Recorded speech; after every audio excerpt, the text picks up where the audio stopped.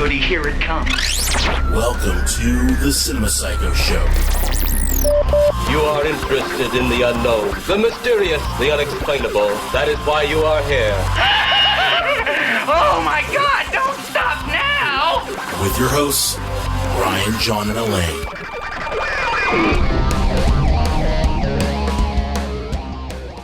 Welcome to the Cinema Psycho Show, the madhouse for film freaks and film fans of all types.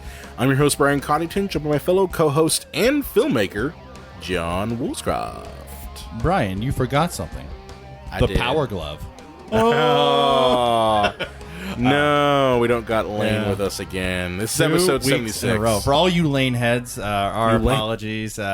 If you only tune in for Lane, just give us a chance. You listened last week. Just listen again. She will be back. We promise. She's still looking for that most offensive Halloween costume known to man. So, Well, I think after this week, she might get a deal on some of those parts. yeah, they'll be a little bit off. On the cost. Yeah. So this is part 2 of our Nightmare retrospective. Episode 76, part 2 of Nightmare on Elm Street, the series. And if you don't know how many of these movies you made, like, guys, last week you talked about 5 of them. There's enough for another episode. There's 4 more. Oh, yeah, there is. There's 4 more. There's 4 goddamn more movies. Yeah. So this is going to be just plowing through these suckers. That's really these last 4 are really just It's great for you, the listener. It's horrible for us to have to watch these and remember them. except for New Nightmare. Oh, New yes, Nightmare. yeah. I like. We'll get That's there. the one crown jewel in the shit sandwich, so to speak. But before we get there, we need to start with the Chuck Avery cartoon that is Freddy's Dead. The final Oh Nightmare. God. Yeah, there's no news bit for this one. So Yeah. We're just jumping right in. jumping right in here. So Freddy's Dead, the final nightmare, is one, not the final nightmare. And this is what happens a lot of times when these franchises just hit the wall. There's like, okay, what is the only thing we can put butts and seats on is when we pretend it's the last one and then we're killing off the character.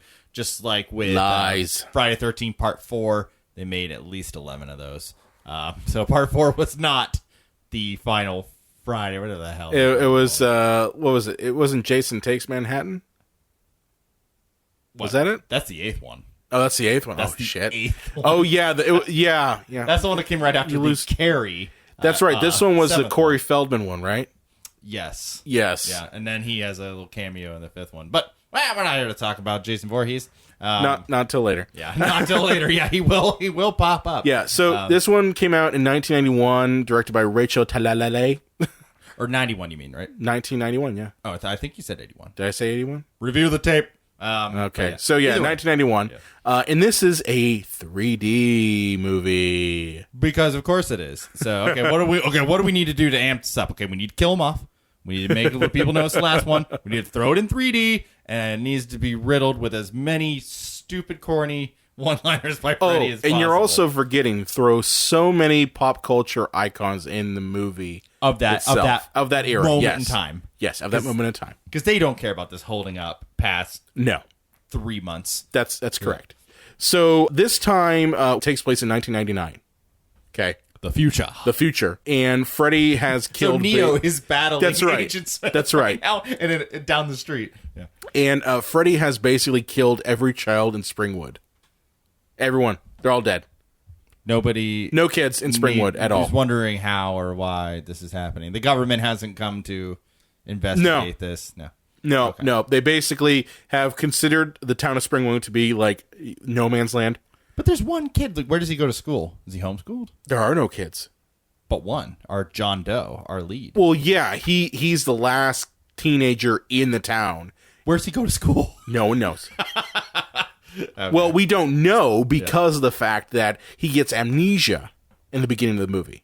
Okay? We just find him kind of trying to get out of the town. And they don't mention anything about Alice or her kid or anything like that. So that's why we broke off last week at 5, because this is the part where it's just like, we got nothing. And the monumental time they took in between these ones of 3 whole years. That's right. 3. That's right. And John Doe, because we don't know his name, he ends up in the weird dream sequence of being in a house that he's like, I'm not getting off the bed at all. And it catches fire, and he suddenly gets off. He's like, God damn it. And then he jumps out the window. And when we call this a Looney Tunes movie, in the documentary that we had mentioned last week, Never Sleep Again, they actively mentioned the fact that they tried to make it like Crazy. a Looney Tunes cartoon. So, people are, the fourth one was over the top, and so is the fifth one was even more. This one is actually supposed to be a cartoon. Yes, yeah. It's really crazy. But he ends up getting outside of the Springwood city limits, and he doesn't remember who the hell he is. He doesn't know what the hell Springwood is or Freddy. And he's picked up in a neighboring town and sent to a troubled youth institute type thing. Yeah. And we get introduced to Dr. Maggie Burroughs and whoever the hell Yaphet Kotto was playing. Oh, Doc. He was Doc. Doc. He's like the resident Not dream. Doc Brown. No, Yeah. he's the resident dream hippie of the shelter, because every shelter's got one. Oh, yeah. It's usually like a Native American guy who's got long hair. usually, but Yeah. not Doc. No. So yeah, Maggie gets the idea of, hey, to cure John's amnesia, let's just go back to Springwood. So she initially thinks she's just going with John, but turns out that the troubled youth kids, our ragtag band of teenagers, Those ragamuffins. decide to tag along, and we get our ragtag band of teenagers are Spencer, played by Breckin Meyer, okay, and then we also Probably, get, was that his first movie? that was like his first movie, yeah. I mean, now compared to like Lawrence Fishburne and Johnny Depp, Breckin Meyer, not as huge, but still a known name. Kinda. If you grew up in the 90s. If That's about it, he though. ended up being in what the fuck movie was it? He played a college kid when he was like 30. I'm gonna look him up on Road IMDb. Trip. It was Road Trip. Yeah, he was in Road Trip. But yeah, you've got Spencer and Tracy, played by Leslie Dean, and Carlos, played by Ricky Dean Logan, which coincidentally is also in Back to the Future Part 2. He plays one of Biff's future, Griff. One of Griff's minions.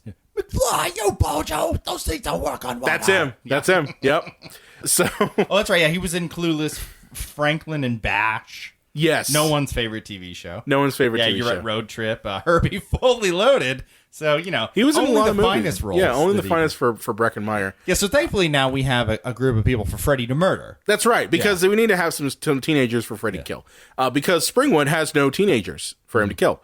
So Freddy's just biding his time. He's playing he is. solitaire. That's exactly He it. doesn't know what to do. So basically, they go to Springwood, and the whole town's gone fucking batshit crazy. It's filled with just weirdos who are just like having fairs and talking to themselves, and it's insane. It literally is crazy. And we're introduced to a cameo, okay, a twofer with Tom Arnold and Roseanne Barr.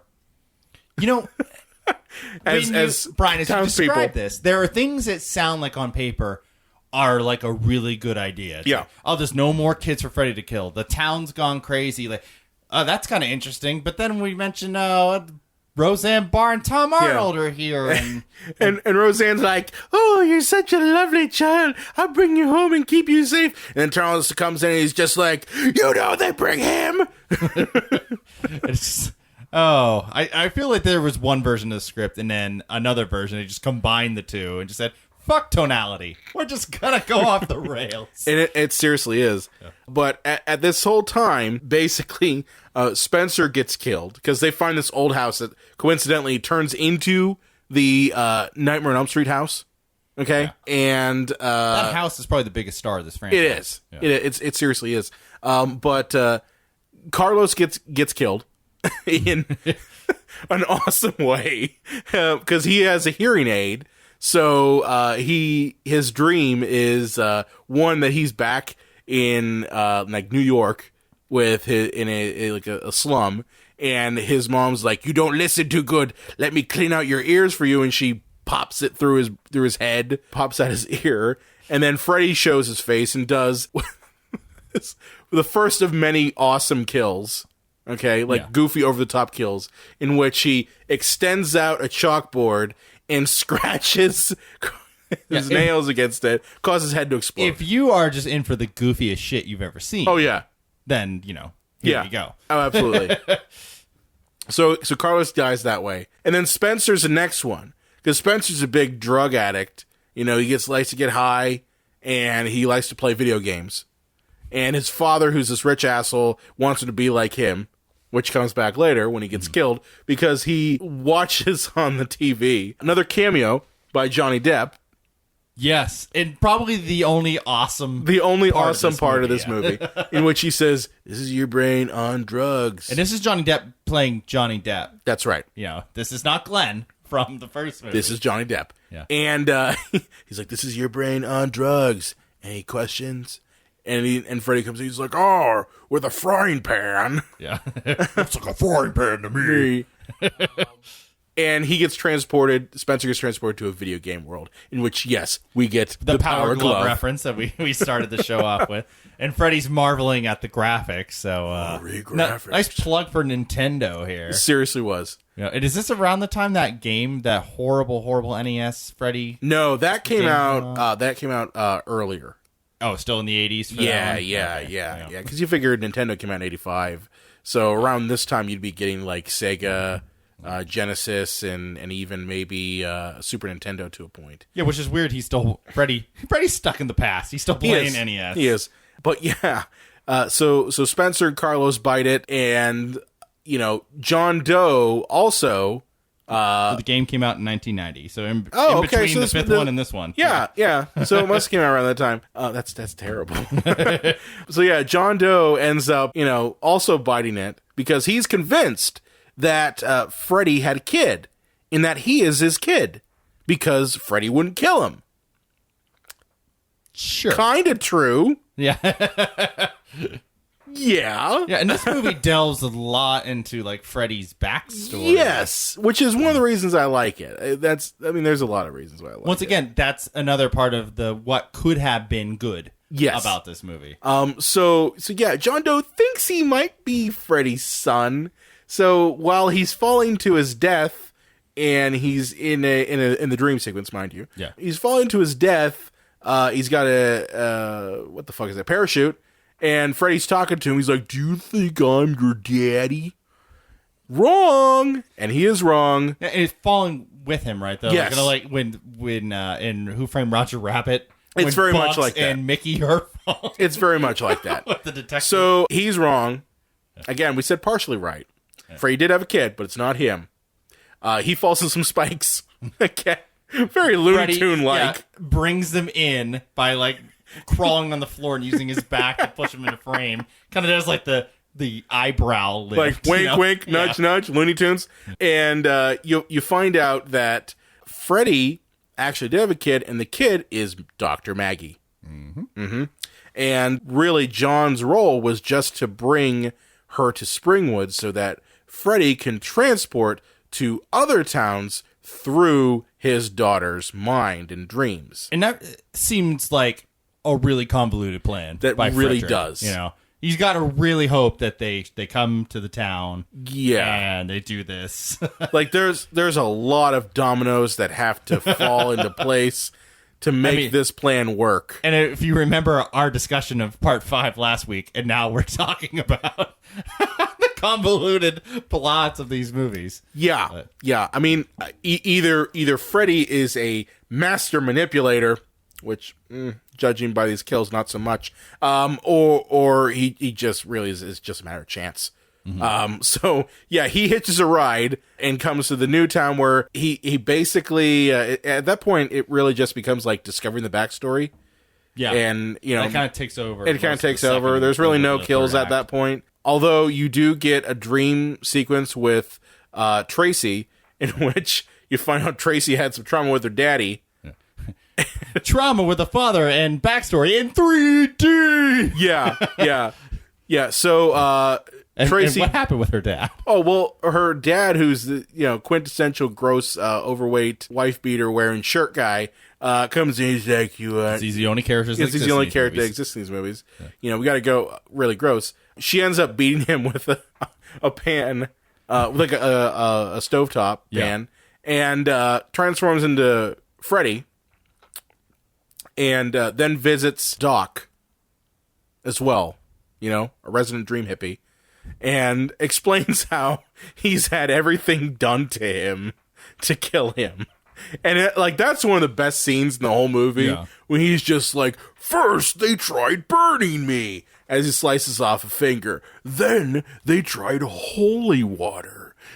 And then this is the real one. So he's basically just recapping how convoluted the whole movie franchise is. It's interesting the next movie is so meta, because this one has a few it has its moments. Meta things in here. So to make a long story short, Maggie decides that, again, we're going to pull him out of the dream.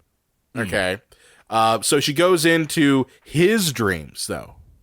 That's the key. She's not going into her own dream. She's going to Freddy's dreams. Because apparently Freddy still sleeps. He does.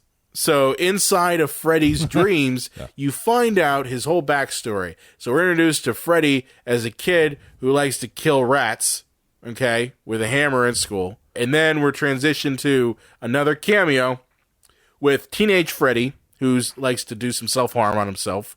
And his caretaker guy is, his guardian is Alice Cooper. It's like, you ready for it, boy? Yeah, Alice Cooper, about 18 years past his popularity? Oh, yeah. Yeah. Yep. You know that the producer was just like, hey, you know what? I can get Alice Cooper in this. Yeah. He's not doing anything than, playing golf and being a Republican. Yeah, he'll do it for like $5,000, Yeah. Yeah. He'll put on the makeup again. Yeah, so... And then the following year, he's in Wayne's World. He was in Wayne's World, a couple years, I think the next year, yeah. So, we get teenage Freddy, and then we get to the point where he is being torched by the parents of Springwood. And you find out that Freddy is actually a full-blown dream demon with these three, very, sperm-looking demons. They look like sperm. Oh, yeah. Well, I mean, we had the snake dick. Snake dick. Yeah. So now we just get the lot boys. Of phallic things. You think Geiger would have been involved in this movie for Freddy's dick is in a lot of people's so business. we find out that Freddy is not just like some ghost. Like you're always thought to think that he's really just like some malevolent spirit that's come back to kill kids. But no, he's actually like inhabited by dream demons. That's really it. And you find out they inhabit him. And that's how he kind of survived, got his powers. And at that point, that's how she brings him out, okay, into the real world. And then we get the weakest ass fight sequence ever. It's really terrible. They're battling with all the weapons that they've confiscated from the teenagers. Yeah. So they got a fucking bat with a nail in it and dynamite.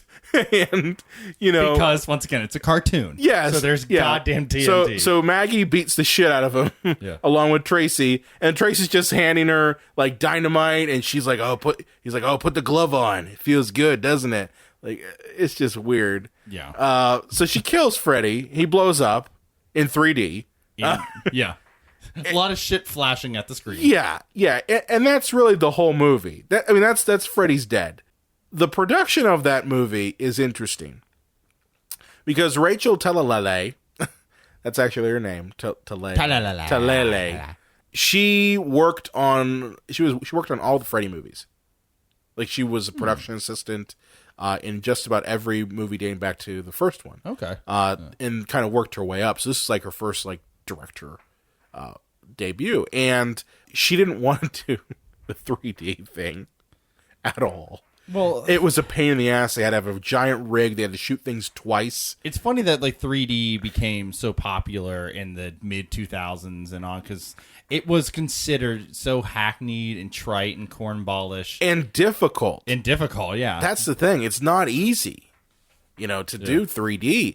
This is before digital, so this was all, dealing with straight up film stock and making rigs with two cameras going at the same time. And trying to, put it in the right way to make the 3D effect work. And then, of course, the whole thing with the glasses and everything. But, I mean, it was a gimmick. It didn't really work for the movie. Most people, when they watched it, they're like, do I fucking put the glasses on now or later or what? Yeah. So they actually put that in the movie itself. How Maggie's character, Maggie has to wear these 3D glasses to get into Freddy's dreams. And they're like, okay, she put the glasses on. That means you should do it too. It's ridiculous. This movie should not have existed. But here's the thing. I love this movie, though. It's one of my favorites. Well, you have an emotional I have a background nostalgia this, thing right? to it. Wasn't it one of the first movies you saw? It was one of the first Nightmare films that I can remember being marketed and like seeing the commercials for and everything as a kid. So like the first one I saw was Elm Street 2. That I like first experienced with horror in general was Elm Street 2. Freddy's Dead was the first Nightmare on Elm Street film that I saw all the way straight through and remembered completely. I mean, at the time this came out, I was probably 6. So, I remember it being marketed. I remember commercials, trailers, all that stuff. And like, I was like, holy crap, what the fuck is Freddy Krueger? Yeah. I knew what the hell the claws were, but I didn't know anything else besides that. Right. So, but yeah, I find it funny. I'm not scared by it. I don't think anyone was scared by it. I don't think at that point that was their intention in any way. No, their intention was to give him some sort of a send-off, and I guess this is the best they could do. It's comedy horror, Yeah. It has horror like images in it, but it's meant to mostly just be funny. I liken this is going to sound like a bizarre comment. I liken this movie a lot to Batman Forever. I hate Batman Forever. I do too, with passion. Here, my thinking is that there is such a bizarre tonal shift in Batman Forever that if you had never seen that movie and I explained to you some of the things that on paper sounded like they might be a good idea, like, we explore more of Bruce Wayne's background and there's somebody that he wants revenge that he's taken in and it kind of parallels him. Like, there's a lot of stuff on paper that sounds really good. Then I could talk about the other side of it and talk about all the stuff that makes the movie just a big piece of garbage. You mean the neon? Yeah, the neon and Tommy Lee Jones and Jim Carrey's performance, and all of a sudden you're like, oh, well, that movie sounds like a big piece of shit. And then like so you have some things that maybe could have been like the foundation of a better movie, but the shit overpowers it, and that's what this movie is. Certain things of it sound like it could be a really good continuation of the franchise, and then it's just piled on by this garbage. So in that sense, those films are similar. It's kind of like a turducken. I kind of like it to that. Like people like turkey and people like meats and things like that. But once you start stuffing more meats and more things into one thing and another thing, and you end up getting a crazy turducken of sorts where you're not really sure what the fuck you're eating at that point. It's kind of a turducken. That's what I call this movie. Turducken. So it's like you had some ideas that on as you said on paper sounded great, but you just lumped so much more crap into it and kept stuffing it, thinking, oh, if we just put more salt and pepper on it, it'll taste good. Instead, you're just like, no, it still tastes like shit. Yeah. But yeah. Freddy's Dead, The Final Nightmare, not really The Final Nightmare because 3 years later, we got Wes Craven's New Nightmare. All right, we're actually taking a step backwards towards good. This is my second favorite of the Nightmare on Elm Street films. You want to explain the plot to this one? Oh boy. So follow me on this one. The movie opens up with your typical Freddy imagery, but then basically, to keep a long story short, you hear a cut and it's on the set of the new Freddy film. That's right. And this is characters playing themselves as fictional characters. So Wes Craven came back to direct this film, and he plays Wes Craven in the movie. Heather Langenkamp, who played why am I spacing? Nancy, thank you. In the first and third film, she's back, but she's Heather Langenkamp, rich Hollywood actress. Robert Englund plays both a demon version of Freddy, but also himself. So the movie's very meta. It's funny because the movie came out a year before Scream. And this was the test ground. Yeah, for Scream. Yeah, and I'm sure fans of the show, if you've listened to all of our episodes, we talk about this movie a lot. Yeah, Brian and I are big fans of this movie. Big fans of this one, which a lot of people don't like it. I'm actually surprised by that. I think it's because it took such a different and weird, and it's very slow. Especially if you went, the last one you saw was Freddy's Dead, and then you moved to this one, which is like very slow and methodical and thoughtful, and attempts to be scary. Yeah, unlike the last one, which was just this over the top cartoon spectacle. But all of a sudden, Heather Langenkamp, like, starts to experience Freddy-like things in her real life. Yeah. And you kind of find out that Wes Craven based this character off of some real things that had happened. It was like an ancient type of dream demon that apparently is only at bay when it is, put in some type of media, be it art or books or whatever. And it's been around for centuries.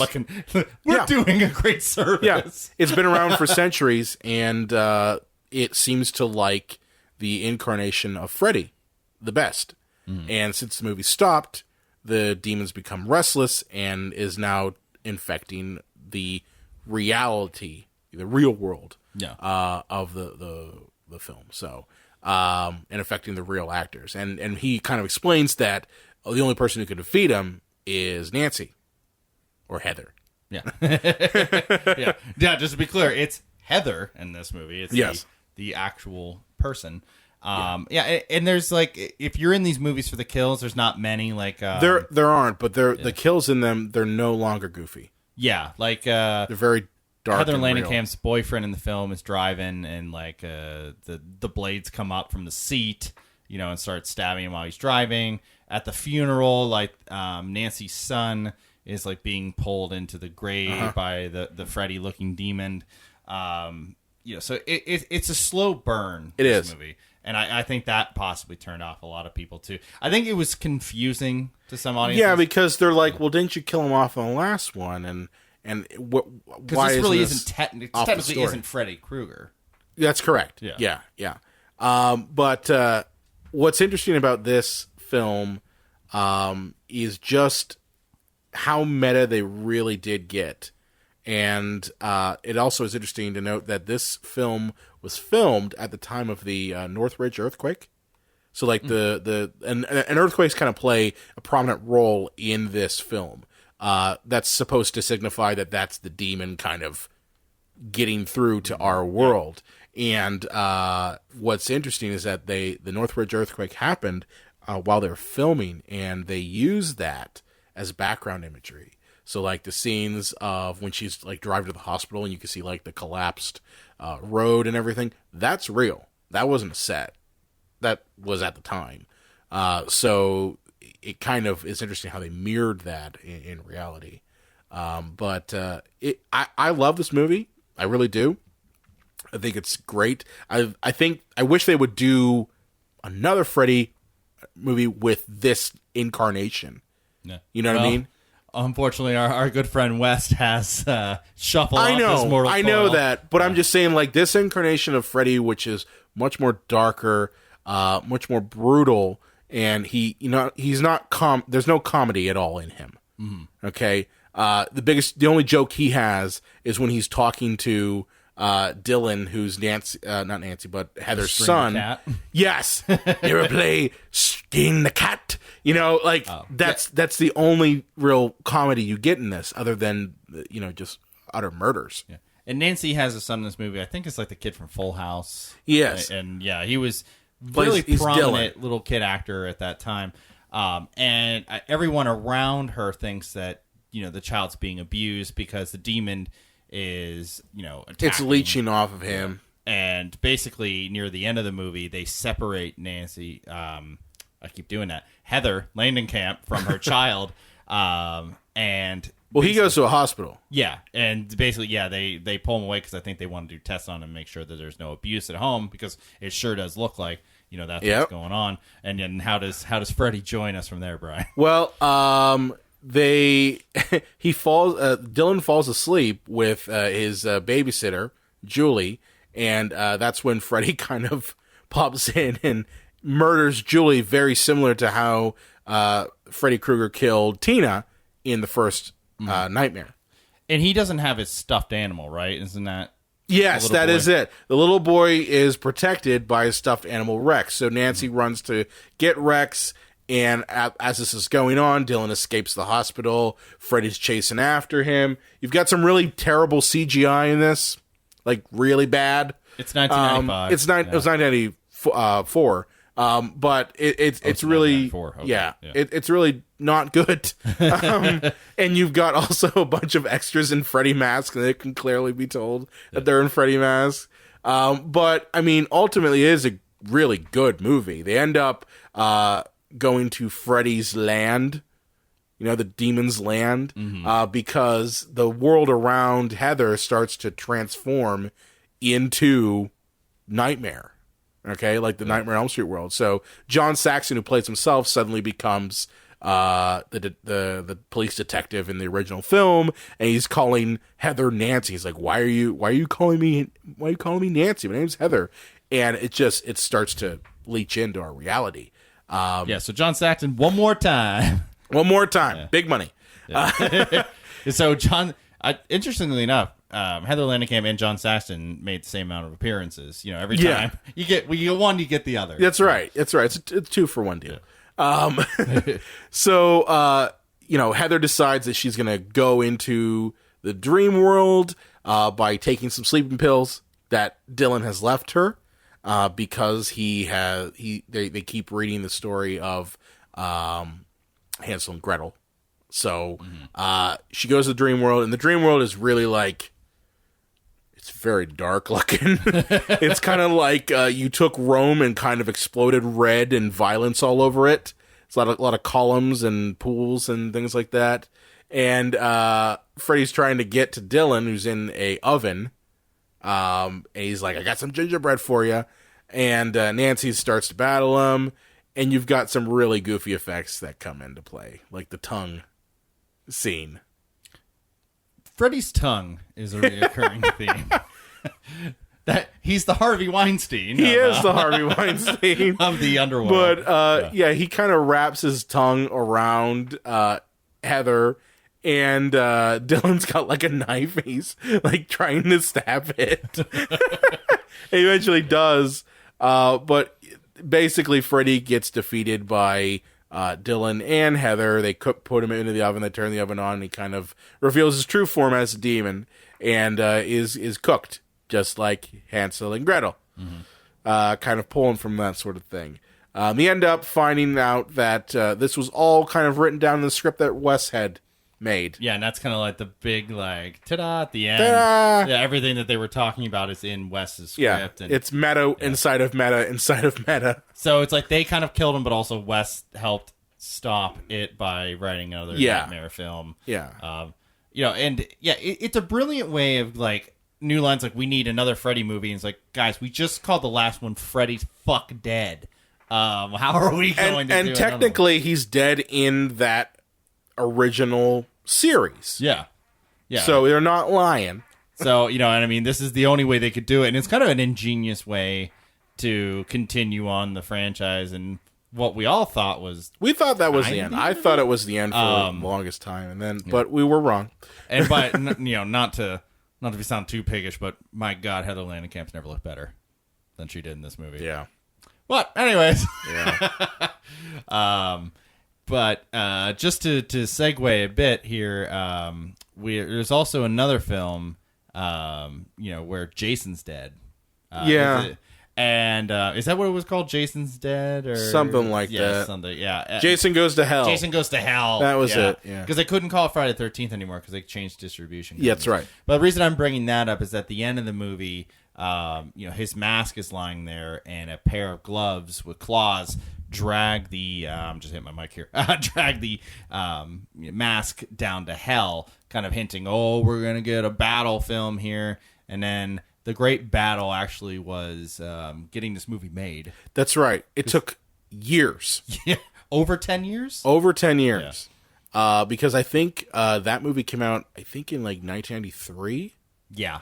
Around that time, it took about 10 years for it to be. Because it was 2003, I believe. 2003 is when Freddy vs. Jason came out, and so then that's where we're at, folks. We got the old Dukaroo. This was by far the second biggest letdown.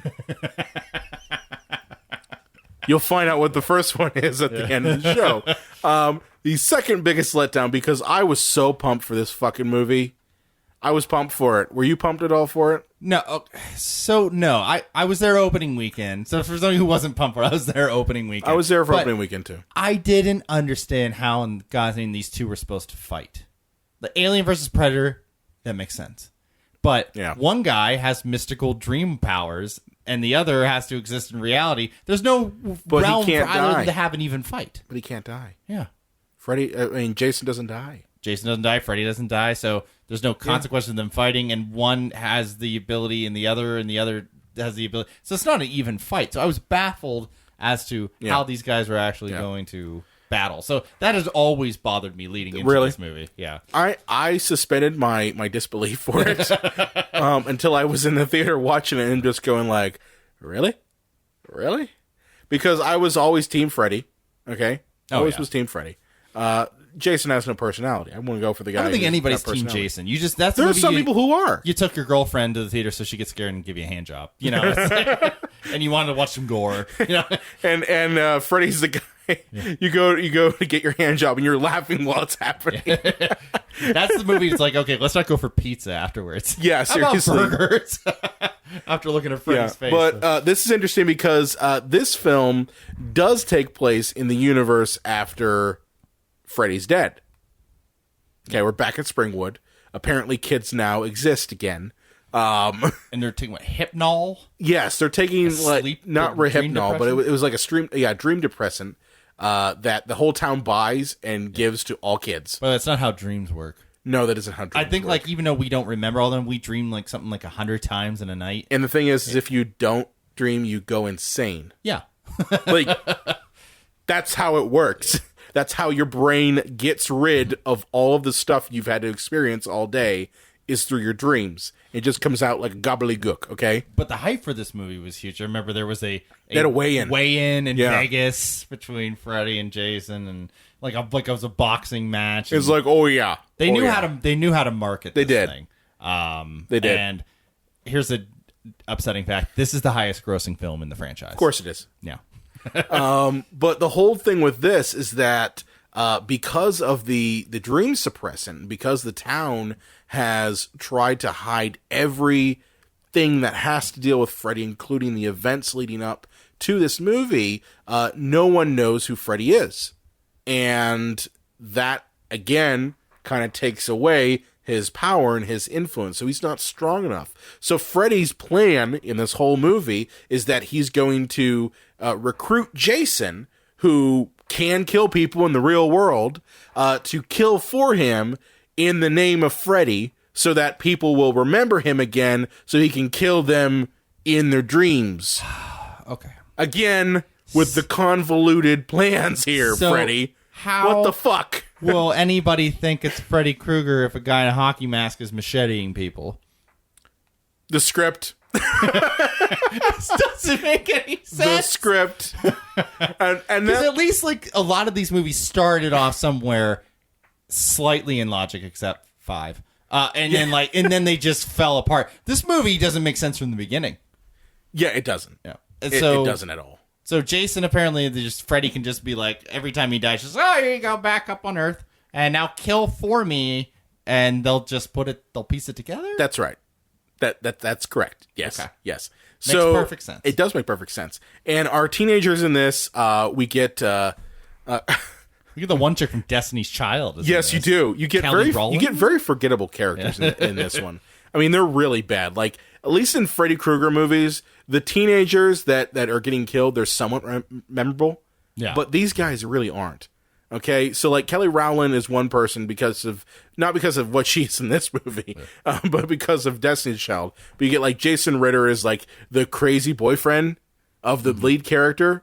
Who's Monica Keena, who plays Laurie Campbell, which, I mean, I wouldn't know that if I didn't just like have it in front Wikipedia in front of me.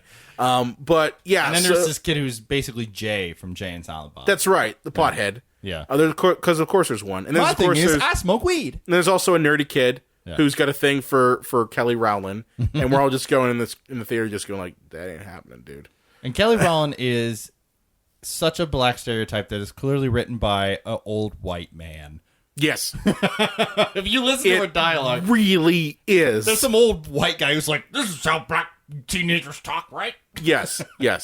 So, basically, because none of the kills in this movie are memorable at all, and that's really the sad part about this film, is that they could very easily have made it goofy like they did with, Freddy's Dead. At least with that, we remember those kills, like the video game stuff. Yeah. But with this one, Jason kills people, and you're just like, okay. Yeah, his kills are just Freddy so kills people, and aside from, like, the pot smoking kill, I don't really remember any of the other ones. Oh, we're forgetting the bully from A Christmas Story is in this movie. Yes, he actually follows us on Twitter. Does he really? Yes, he does. Oh, sweet Jesus. I didn't know that. That is awesome. He does. He follows us on Twitter. Friend of the show. He follows us on Twitter. Say it. No shit, he does. I think he's going to be at Steel City Con. I might have to go talk to him. Zach Ward. I'll see if he'll give us a shout out for the show here. Yeah. But as I said, you really don't remember any of the kills in this particular version of Freddy, and it's really terrible. But basically, so Freddy, and he starts trying to kill people again. He can't do it because he's not powerful enough, and so we have the first, I say, battle in like Freddy's like nightmare world where he's just ping ponging Jason against pipes, and you hear the ping pongs. Yeah, that's the thing. You the hear sound it. effects are it's in like, there, what like a the tilt fuck? Pinball machine. And then he slices a pipe and water comes out, and then he realizes Jason has a weakness. Yes, and it's funny because his is fire and Jason's water. Oh, I get it. Ooh. But eventually, our kids realize they have to stop taking these pills. Yes, and they have to once again pull Freddy from the dream. And they gotta basically they align themselves with Jason. Because that makes sense. Jason is kind the of lesser the hero of he's kind of is. He's the lesser of two evils. Yeah, he's our protagonist. So we end up back at Crystal Lake because why not? And the epic battle between Jason and Freddy ensues. Yeah. And once again, how is this a battle? Because Freddy is pulled from the dream world, so he has no powers. Yes. So now he's just another human being fighting Jason who can't be killed. That's right. So how is this a fight? I don't understand this movie. Once again, Alien versus Predator. I saw it once. It was stupid as shit, but at least it was a fight that made sense. Because they're both aliens that have, can die and... it doesn't make any sense. And Freddy is quite the nimble little minx, and he really very is clever in the way he attacks. Like, he's shooting air canisters off at Jason and hitting him in the chest. And he's like, "Hey, asshole!" Yeah, sending like steel beams down to impale him, and Maybe they should have just had Fred Krueger in Crystal Lake all this time, and no teenagers would have ever died.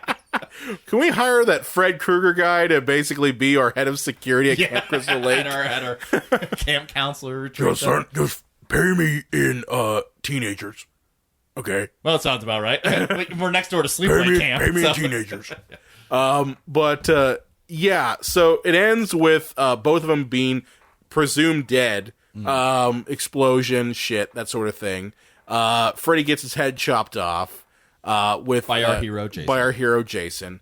And it ends in the worst way possible. Because you're thinking that one side is going to win this because it's called Freddy vs. Jason. Yeah. But no, that would be wrong because we get the head eye wink from Freddy's head. Well, I mean, but even before we get that bullshit, neither of them win in the first place. It's a draw, and then it's a double draw. Then don't call it Freddy versus fucking Jason. Yeah, Freddy and Jason. Yes. Yeah. But put the verses in there sounds better. Because as Brian, as you said, Jason comes out of the water and he's holding Freddy's head, and just to stick it to this audience who just had to sit through this shit, Freddy winks at the camera and you hear that laugh of his. Yeah. And roll credits. You just sat through this for nothing. You're not getting your $8.75 back, dildos. That's right. Yeah. That's right. And that left such a bad taste in a lot of people's mouths that we thought, okay, this is it. We're done. Yeah. No more. We're done. Well, and where's the only place you can go after that point? Oh. Remake City. Well... Just like my favorite people who love to break it in, love to stick it in and break it off, Platinum Dunes. You know who I'm talking about? Yeah. Mr. Michael Bay himself.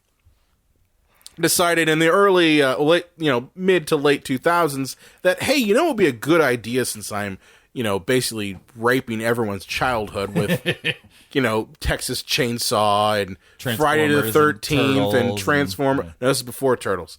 Eventually he got there. He got to there. But in his path of destruction, he had to attack A Nightmare on Elm Street, of course, with his crazy reboots. So in 2010, we got A Nightmare on Elm Street. And this one is the biggest letdown in film history. Okay. So, just give me a second here. Give you a second. Go ahead. Get your thoughts together on this one. Here's the thing about Halloween, the remake. I love Halloween. It's one of my all-time favorite films, not just favorite horror films.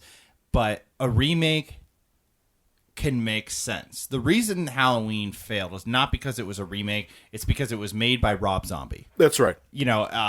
But there's something there that can be made because he's the Shape. He doesn't talk. It's more about the mask than anything else. The thing with Nightmare on Elm Street is that it's Robert fucking Englund. That's what we come to these movies for. And without him, it's not going to work. And I don't know how they didn't realize that. He's the life force of that franchise. And unlike somebody like, as we mentioned in the last episode, like Jason and Michael, who don't talk and you can replace them, you can't replace Robert Englund. And the movie will not work without him. And what do you do with a remake? Okay, we need to have it stand out unless it's a shot-for-shot remake. And in that case, why did you even make the movie?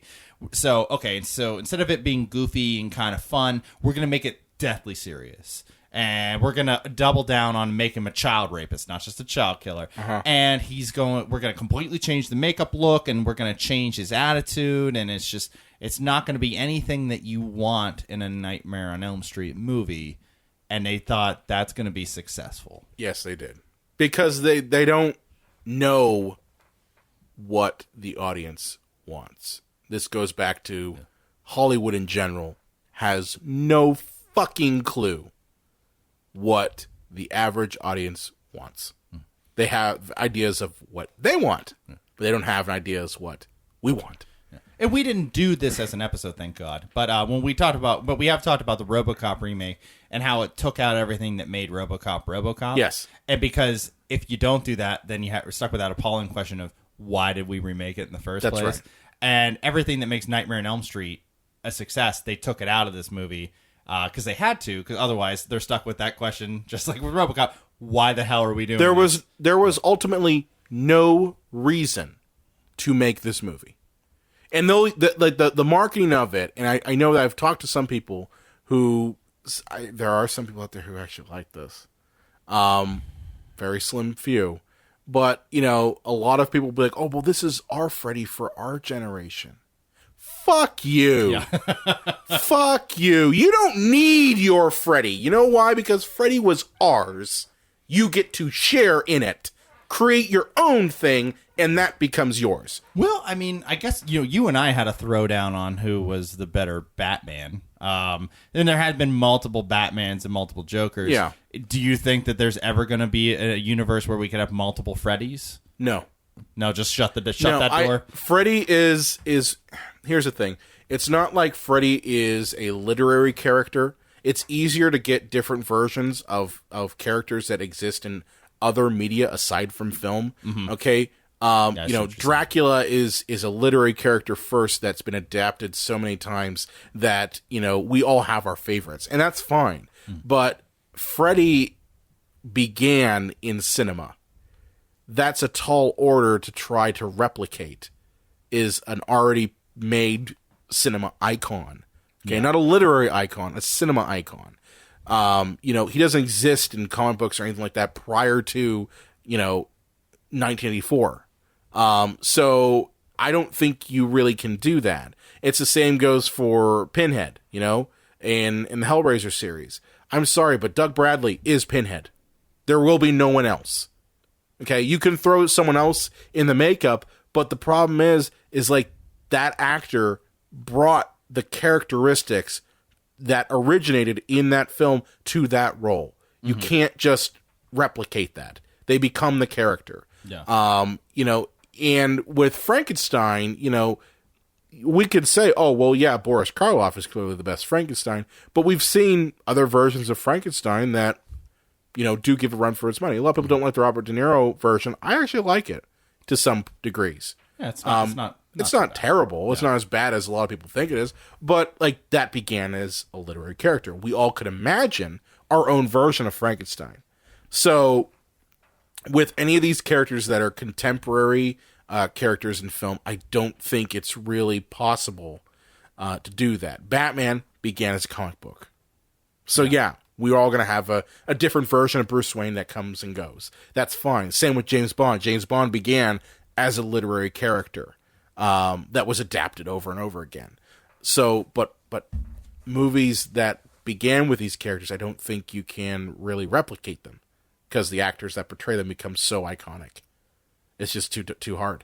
But yeah, so 2010, this piece of shit comes out, and I made a point because I knew this was going to be crap. I knew right off the bat, I'm like, this is going to be shit. So I made a point to go to the theater to watch this thing on opening day. Oh wow! Because I wanted to see just how. I Netflixed it. I'm not. No. Yeah. See, with movies that I really despise, with a passion, I want to see them fall flat on their face in front of me. Which this did. And I was not disappointed with how terrible it was. So just to kind of give you an idea of what we're dealing with here.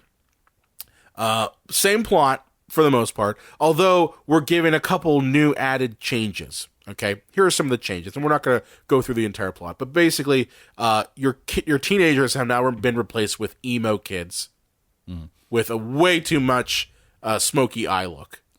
Like everyone in this fucking movie, every teenager had the smoky eye look going on. Like Rooney Mara had it. Her friend in the film. This movie has what I like to call the Zack Snyder lens. Oh yeah. It has that kind of weird muted color, that gray palette of just. If you like your movies to be rich in color and color to mean shit, well, this ain't the movie for you. If you like rain and you like blue, blue, green, and maybe some mixture of the two, this is what you get. But yeah, basically. We find out that Freddy in this version is a burnt-up CGI-looking fucker. Like Jackie Earle Haley. That's right, fresh off of Watchmen. Yeah, he was basically the biggest claim to fame he has. He's been in tons of stuff, but was playing. He's not a bad actor. He's not a bad actor at all. Yeah. But he's not fucking Freddy Krueger. The makeup is paramount in these movies, and he looks so stupid. Frogman. I've called it Frogman makeup. And I guess I'm sure they actually did a lot of research into actual burn victims. Trying to make it more realistic, but you don't need to do that. So stupid. But what I'm saying is, we know. Okay, when we watch an original Nightmare on Elm Street movie, that is not what real burn makeup looks like. Yeah. No one says, "Oh yeah, you know what? I really wish they would just really make it look real burn." With some char and shit. No, I'm sorry. No one does that. They're watching it because Freddy Krueger's character is funny. And people root for him over the teenagers. But in this film, Frogman, again, is killing teenagers. And Nancy is played by Rooney Mara, who really wasn't unknown at this time. This is before she did Girl with a Dragon Tattoo and kind of blew up from there. So what do we got? We got Johnny and Depp, she's a good Patricia actress. Arquette, Lawrence Fishburne, Connie Britton's in this too. Connie Britton, Rooney Mara. So this franchise, for better or worse, has launched a lot of names. And with this one, Freddy is very much into kid diddling. Oh yeah, yeah. They really hid none of that. They took that and really ran with it. I don't know why they had to do that. I guess killing kids wasn't horrible enough.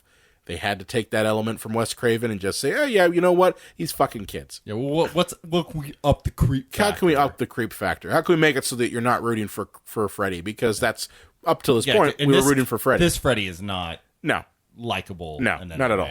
He's not charismatic. Freddy's not likable. He's charismatic. Interesting thing with this particular movie, though, that I will say would have been good if they continued with it, and not switched writers halfway through the production. But you get the idea that Freddy might have actually been innocent for about 2/3 of the film. You're thinking Freddy actually might have been innocent. He might have been accidentally killed, which would give reason why he would be killing kids as a demon, okay? Mm-hmm. And that part, that single thread, I actually liked. I liked that because it's like, well, no one ever asked if he really did that stuff. You know? It was always just assumed, yes, he did it. But if it was just, by chance, and he just happened to be in the wrong place at the wrong time, and the parents thought he did this shit, but the kids lied, I mean, that would have made a lot of reasoning. But they didn't do that. They pulled the rug out. They did. Right at the third act. It pissed me the fuck off. I was furious in the theater. I was just like, you've got to be fucking kidding me. Because you find out, and it's then the cheesiest reveal of all, that the secret cave that Nancy talks about in this movie is real. And inside the secret cave, it's basically like this kind of like hideaway boiler room area in the preschool, are the naked pictures of kids. Okay. So that nice little thing. It's like Paul Rubin's house. It is. But that nice little bit of this movie that you're like, oh yeah, it'd be cool if that was real. It gets fucking ripped out of your hands and you're left with nothing but the shit. And that's what it was. And you find out the reason why that happened was because they did switch writers. They went through a couple different writers while they were making this movie. The tone changed. How can you have that many writers on something that's just because it's shit. A one-dimensional cardboard remake of the first film? Like, how many writers do you need in order? And this is your classic studio interference movie. Yeah, it absolutely is. This is Michael Bay fucking over and over. Horror fans. So anyway, I really hate this movie a lot. Other things that really piss me off about this, you're introduced to micro naps. You remember the micro nap thing in this? Oh, yeah. Yeah. And because Freddy likes to bide his time, so I'm about to sleep for like 15 minutes. Yeah, which is an okay concept if it was done right, but it's not. It's like, you'll get sleep deprived and you'll have little micro naps. You start falling asleep and then, oh my God, you're in a dream. That's not how it works. Mm-hmm. Okay? It takes time for your body to get into a REM state where you are able to dream. Before that, you're just sleeping, Yeah.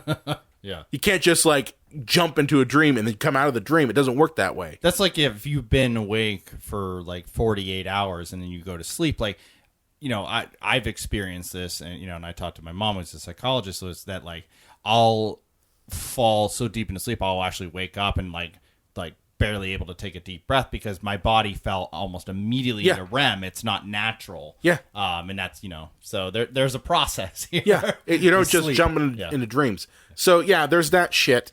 Probably missing a lot. Oh yeah. The effects. How can I forget that? How can I forget that shit? If you were a fan of, say, the awesome effects that still hold up today from the original Nightmare, done with nothing but, spit polish and, grit. Yeah, it's all gone now. Instead, we're replaced with CGI bullshit. And they're all really bad CGI recreations. And it's not because they think that it's necessary. It's because it's cheaper. It's cheaper. It's cheap and they're like, hey, you know what? Let's just do what they did in 1984, but do it crappier. With computers. Because that costs no money. Other than just get some, fishing wire and hands that extend. You can't do that. Yeah. It's not possible. Come on, Michael Bay. I know you love the computer and you probably bang its, CD drive. There weren't as many boobs and racial stereotypes in this as I thought of, since Michael Bay was producing. Yeah, you'd think there would be. But it really is just a terrible fucking movie that shouldn't exist. And even Wes Craven came out and said how horrible this movie was. So the studio didn't buy him off? No. James Cameron was bought off for Terminator Genesis? Yeah, no. They gave him $1 million check to say, Terminator Genesis is the best one since my movies. Oh, yeah, but Jim. I want to read, and this is because I'm looking at Wikipedia right now of this thing. Okay. So this is from Samuel Bayer, who made this abomination. And it's a quote. He says, "It's definitely not a standard slasher film. This is a movie that you can mention to people. This is always my favorite. That you can When mention to people do people, and their jaws drop because of that franchise. That character had such a profound effect on their childhood. I hear things like, Freddy scared the shit out of me. What everyone involved wants to do is reinvent this character for a new generation. Go fuck yourself." It's not. Yeah, I always love that. Go fuck it's not yourself. a typical slasher movie. No, it is. We're thinking, man. Yeah, you know what would have been a typical slasher movie? The previous Nightmare on Elm Street movies that kind of preceded this. Yeah. Okay? The movie you copied. The movie you copied. What you gave us was the Mickey Mouse version, okay? But, I hate him so much. Well, guess what, Brian? This was the second highest grossing of the Nightmare on Elm Street movies. Distributed by Warner Brothers in association with New Line Cinema. Yeah, because I think it was shortly after this, I think it was before this. Warner Brothers bought New Line. Yeah. And then, it was so the whole franchise, because last week I only mentioned the first 5. Freddy vs. Jason, the Nightmare on Elm Street remake, Part 4, The Dream Master, 3, Dream Warriors, Freddy's Dead, The Final Nightmare, Part 2, Freddy's Revenge, Nightmare on Elm Street, Nightmare on Elm Street 5, The Dream Child, and the least grossing movie and probably the most thoughtful is Wes Craven's New Nightmare. Yeah. In terms of the box office. Yeah. I don't know. God, I feel like we can't end the episode. I know. I'm just... There's so much anger and spite. One nice thing to note, okay? Yeah. One, as far as I know, there are no plans to do a sequel. I was going to say, I mean, how long before Blumhouse just gets Robert Englund back? Oh, you know what? If Blumhouse decides to do that... Well, I don't think they're going to get Robert Englund back. I think it's the only way to do it. Well, That's they the got only way Jamie you Lee could Curtis. do it. I think if Halloween, which Jamie Lee one, makes a bunch of money, they're going to get Robert Englund back. They're going to try. They would really try. He did, I think it was either last year or 2 years ago, he put on the Freddy makeup one last time at a convention. And he said, "This is the last time I'm doing this."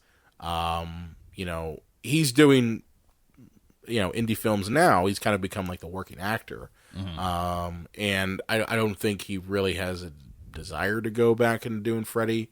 I just want them to either not make any more of these and put that energy to, I don't know, creating the next scary movie that's good. Yeah. I don't know, crazy concept there.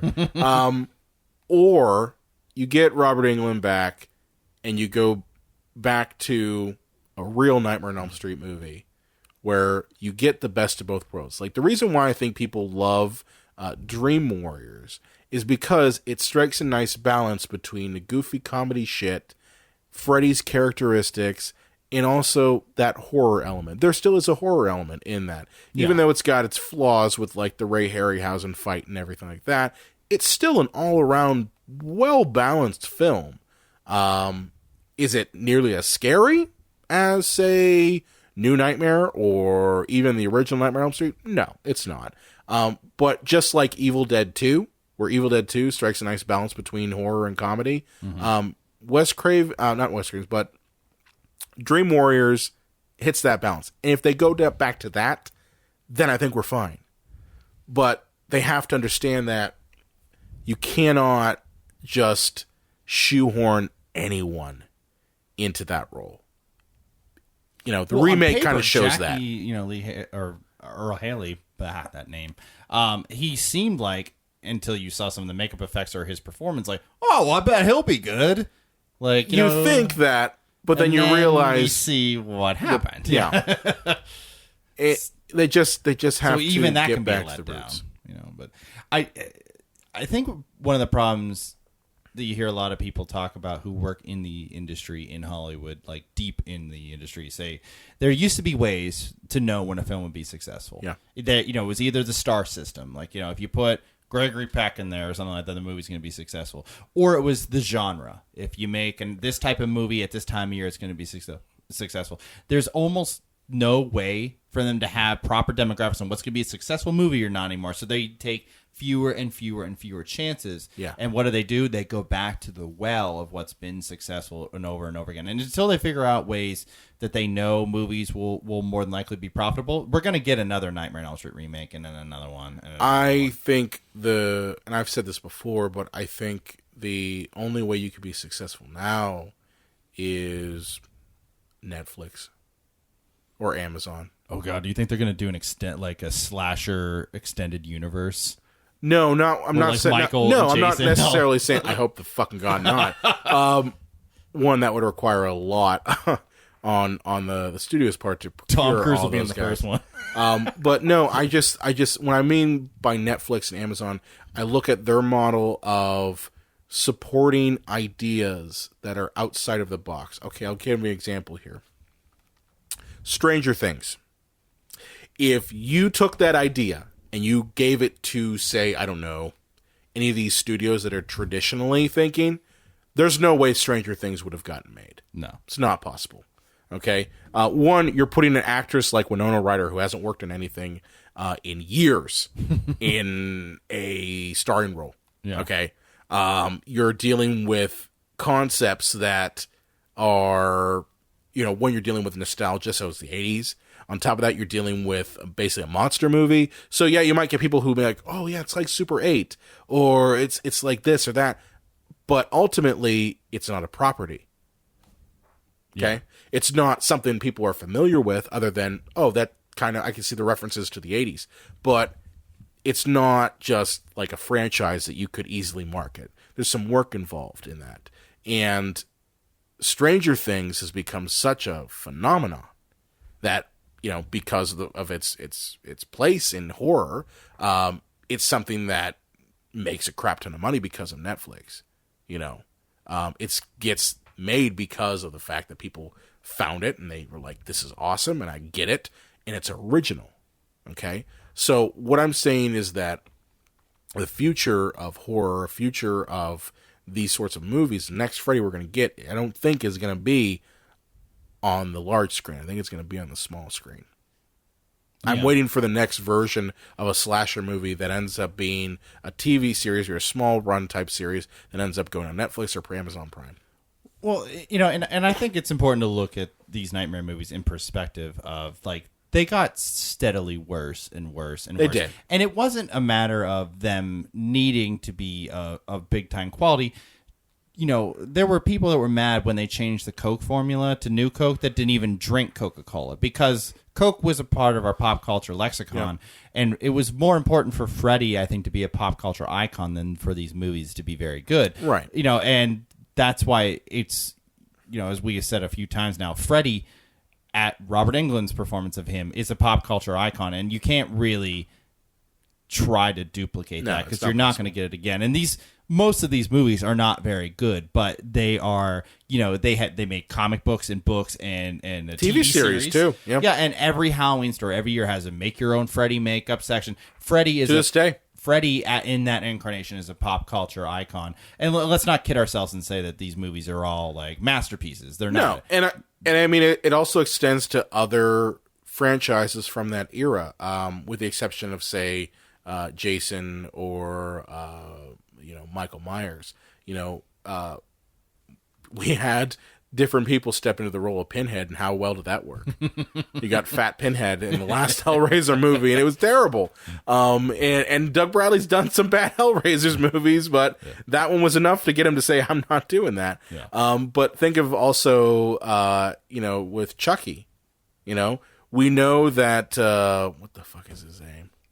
This is great for podcast. Yeah, Brad Dourif. Yeah, Brad Dourif. We know that Brad Dourif is the voice of Chucky. Academy Award nominated actor Brad Dourif. That's right. A lot of people forget that. Yeah. But we know that Brad Dourif is the voice of Chucky. So if you were to get someone else to try to basically parody Brad Dourif playing Chucky, it just wouldn't work. Yeah, you don't fuck with the Chuck. No, you don't. But it's just these characters originated in cinema, so you really can't readapt them to anything. You can't reimagine them because they're already established. It's not like literary characters or people from different media. So I hope to God they don't try to do another Nightmare. I hope they just let it go. Just please let it go.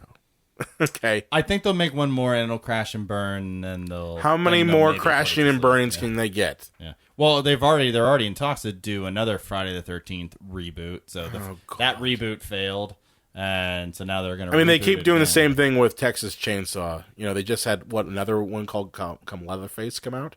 Yeah, and I think it did I don't terribly. think it's out yet. It's coming out soon. Or, they won't let that out. one die either. Shit. That's what I'm saying. This shows you right now, we don't really care about these god-awful remakes that keep coming out. We just want them to die and give us something original, for God's sake. Yeah. So, all right. And on that note, sunshine and kitten whiskers. Honestly, Sunshine I'm and kitten sad whiskers. now on my drive to work. Thanks, That's guys. right. Sorry, guys. Fuck, guys, you depressed me. First one and third one, and New Nightmare's awesome. Yeah. So before we're out, we just want to say have a happy Halloween. This is coming out the Sunday before Halloween, so we hope that you have fun, keep it safe. Okay. Check the mapples for razor blades. Check the mapples for razor blades. You know. And if you find one, then By the way, that never happens. Nostalgic. Yeah. That never happens. That's an urban legend. That never happens. There's just been like one case in the history of this country. It was 2 people that were poisoned by family members. Yeah. Yeah. So check your candy. Yeah. Have a safe Halloween, and a lot of like dimly lit rooms, so you can't tell how drunk you're getting. So just make sure you play it safe. And watch a couple of these horror movies. You know, we did an episode last year about top 3 horror movies. Check that one out. We got some good stuff there. And boy, this has been quite the season. We talked about zombies and the It remake and Halloween 3. Halloween 3. You made me talk about Halloween 3. So, John, where can they find you on the Twitters? At the Unreal J Wolves. I'm sure we missed some stuff about Freddy in the past 2 episodes. So feel free to hit us up, and please don't ask me where Lane is. She'll be back next week. So just relax. And you can find Lane at LA_Croft, and you can hit her up and be like, hey, why weren't you on those last 2 episodes? You can find me at Brian Coddington on the Psycho Show page. Be sure to like us on Facebook, Twitter, Instagram, Google+, at Psycho Show. You can also find us on the Epicast Network at epicastnetwork.com. If you have a favorite movie or question you want to throw away, or want to talk to us a little bit more about Freddy Krueger, you can contact us at cinemapsychoshow.com. And make sure to subscribe to us on iTunes. Send us a rate, send us a review. We love getting those. And have a happy, happy Halloween. And look out for 2020's Blumhouse Nightmare on Elm Street remake starring Jared Leto as Freddy.